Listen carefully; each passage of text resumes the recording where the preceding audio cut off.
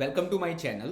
સો last વિડીયોમાં આપણે જોયું હતું કે કઈ રીતે તમે પીએચપીનું એક લોકલ એન્વાયરમેન્ટ સેટઅપ કરી શકો, કઈ રીતે તમે પીએચપીમાં પ્રોજેક્ટ બનાવી શકો વિન્ડોઝમાં અને મેકમાં. ઓકે, નાવ આજે આપણે જોવાનું છે કે કઈ રીતે તમે પીએચપી અને MySQLને કનેક્ટ કરી શકો.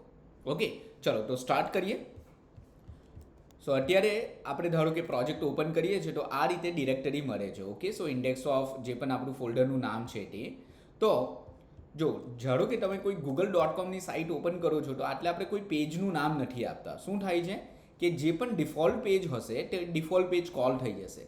તો આપણે આપણી સાઇટમાં પણ કંઈક એવું કરશું કે જ્યારે તમે પ્રોજેક્ટ ઓપન કરો ત્યારે એક ડિફોલ્ટ પેજ આટલે ઓપન થઈ જવું જોઈએ. ઓકે, સો તમારા પ્રોજેક્ટની અંદર જે પણ પેજનું નામ તમે ઇન્ડેક્સ આપશો, ઓકે, સો index.php, તો એ પેજ ઓટોમેટિકલી કોલ થઈ જશે. સો ફોર એક્ઝામ્પલ, હવે ધારો કે તમે પ્રોજેક્ટને રન કરાવો છો તો બાય ડિફોલ્ટ તમારું ઇન્ડેક્સ પેજ કોલ થઈ જશે. ઓકે, ચલો.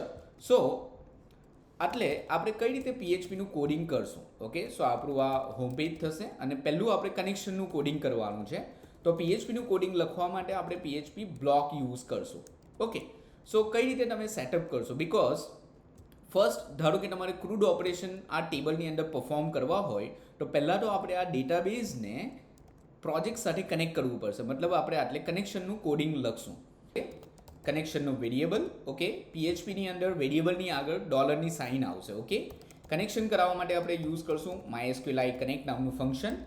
એની અંદર ટોટલ 4 પેરામીટર આવશે. ફર્સ્ટ પેરામીટર હોસ્ટ નેમ જે હશે લોકલ હોસ્ટ, યુઝર નેમ ડેટાબેઝનું જે યુઝર નેમ હશે તે by default user name root હોય, એન્ડ પાસવર્ડ નોર્મલી બ્લેન્ક હોય અને જો કદાચ તમે સેટઅપ કર્યો હોય તો આટલે તમારે પાસવર્ડ આપવાનો. ધેન ડેટાબેઝનું નેમ, ઓકે, સો ડેટાબેઝનું નેમ છે PHP ક્રૂડ.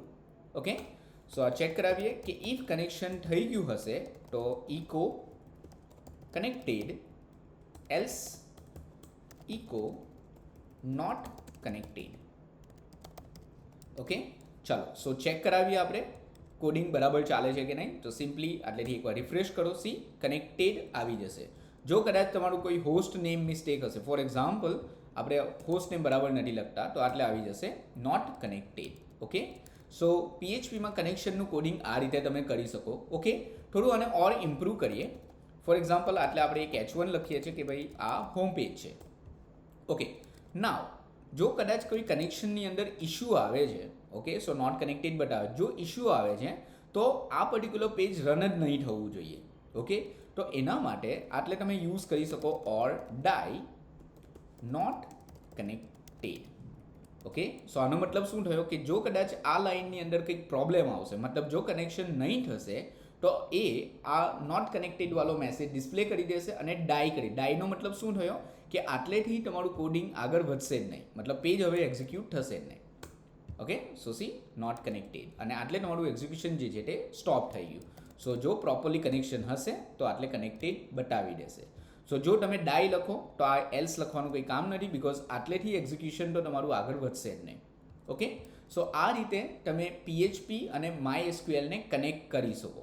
ઓકે, જો વિડીયો તમને ગમ્યો હોય તો વિડીયોને લાઇક કરો, શેર કરો અને ચેનલને સબસ્ક્રાઇબ કરો. જો તમારે પીએચપીનો ફૂલ કોર્સ જોઈએ છે તો ડિસ્ક્રિપ્શનની અંદર લિંક આપી છે, ત્યાંથી તમે જોઈન કરી શકો છો. Okay, thank you so much for watching this video. મળીએ આપણે નેક્સ્ટ વિડીયોમાં.